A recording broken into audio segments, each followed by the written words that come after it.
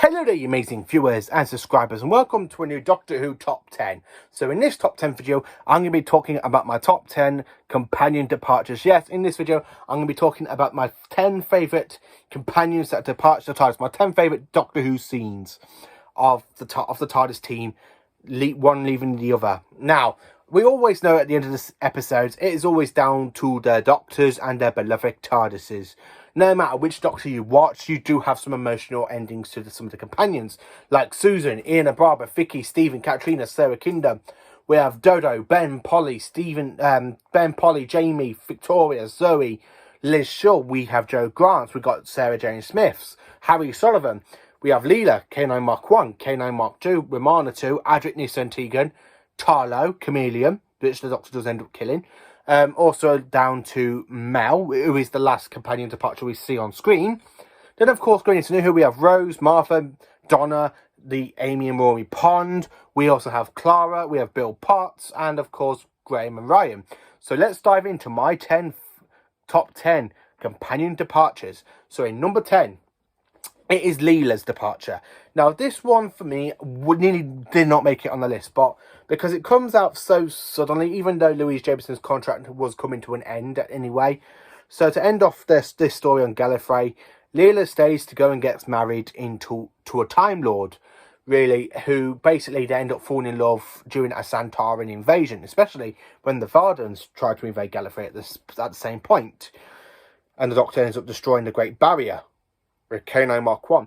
Now, the one thing about this departure is K9 and Mark 1. It's K9 Mark 1's departure as well, but it's mainly Leela's, because Leela basically has the last lines, where K9 Mark 1 doesn't. All he says is, negative, I remain. What? Here? What for? To protect the mistress. But then, of course, you have Leela's last words saying, Doctor, I shall miss you. And the Doctor slams the doors and the TARDIS goes, I shall miss you too, Savage. I love the fact that you got the Time Lords going, so, where will they go to now? Leela, somewhere.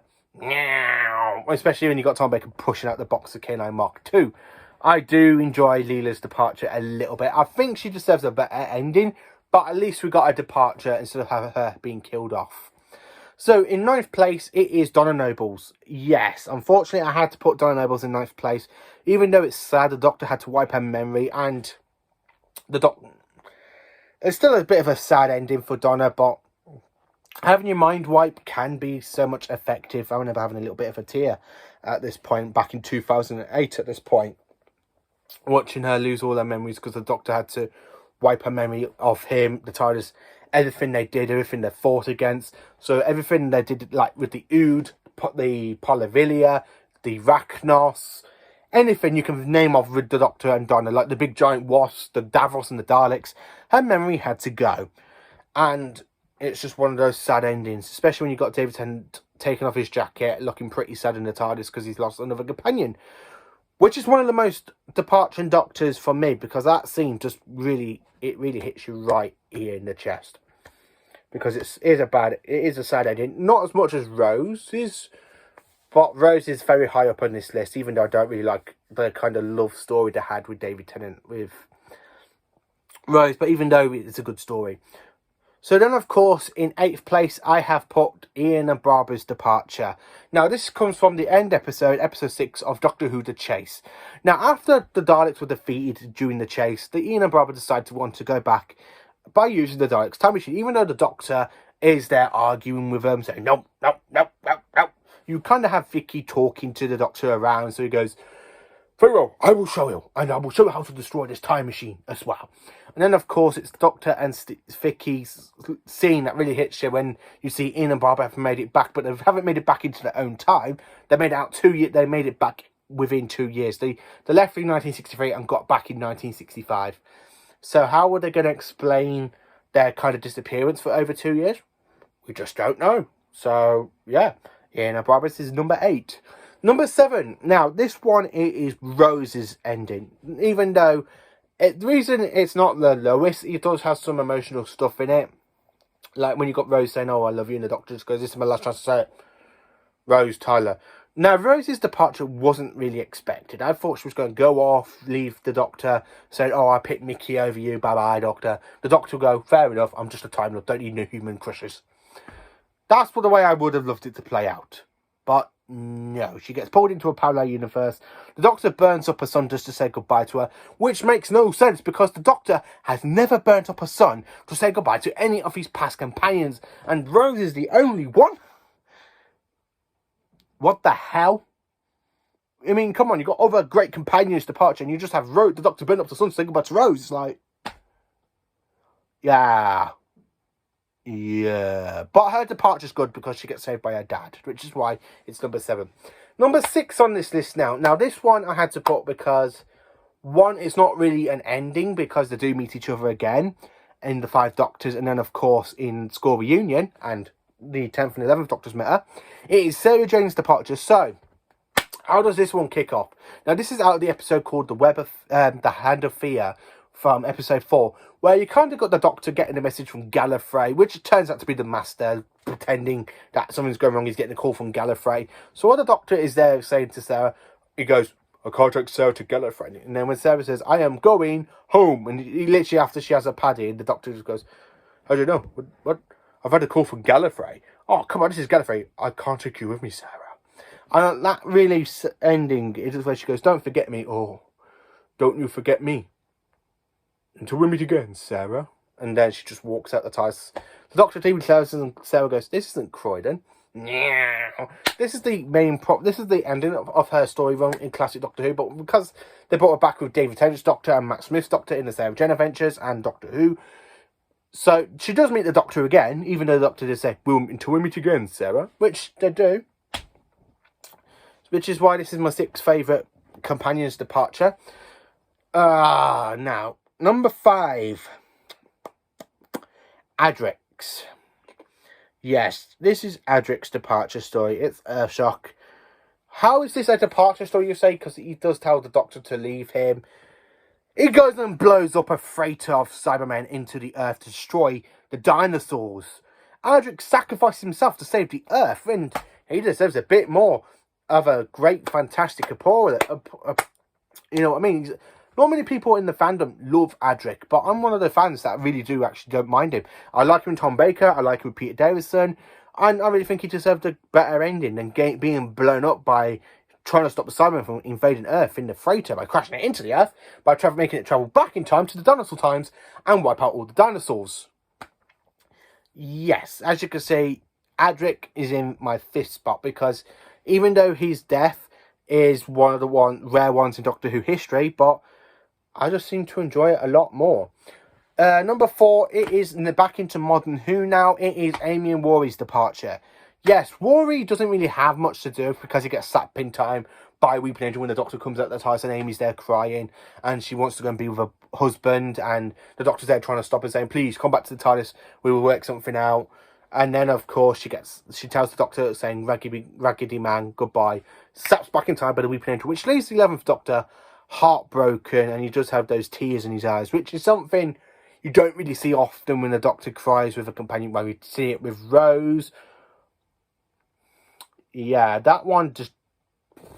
I had to put this one above because, again, the Doctor tries so much to save Amy and Rory in this episode because of the Weeping Angels.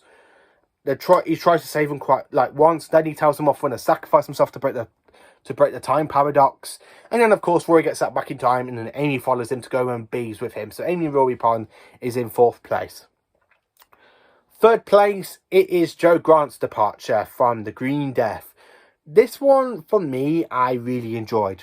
I do enjoy it. I think it's, even though you could tell that during the story, we have Jo Grant end up falling in love with the Professor Jones, and then she does agree to go and get married to him, and then you kind of got the unit team literally there with the wine glasses with the Doctor, and you got Sandra Bit singing "Dare a Jolly Fellow," and you kind of have the Doctor giving Jo Grant the Metebelis crystal that he got from early on in the story, which plays a big part in John Pertwee's finale. But you do kind of see it where you got Jo kind of having a bit of a tear in her eye when the Doctor walks out. The Doctor is just being a Time Lord. He's not showing any emotions. He just gets in Bessie and drives off in the sunset, where everybody's still at the Nut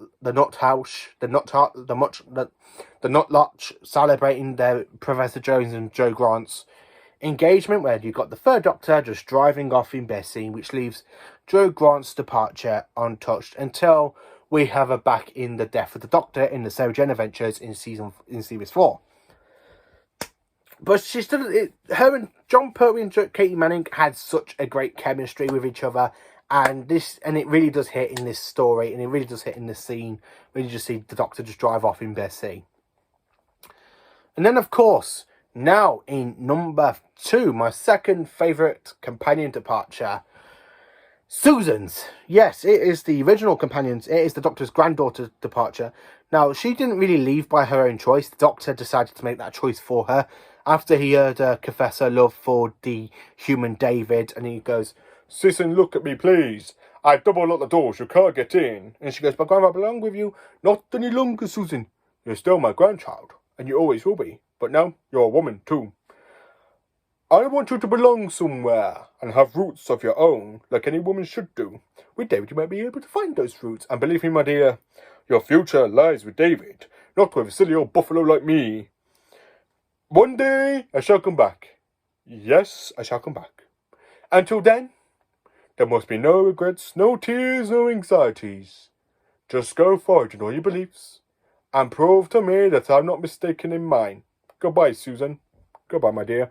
I really love that speech from William Hartnell, and it is Susan's departure because she didn't really pick to choose to leave her grandfather, the Doctor, but he makes that choice for her. He locks her out the TARDIS, says that massive line, and says, "Goodbye, Susan, goodbye, my dear." And you kind of got her literally looking upset when the TARDIS dematerializes and she's there, like, trying to feel like she's on her own and everything.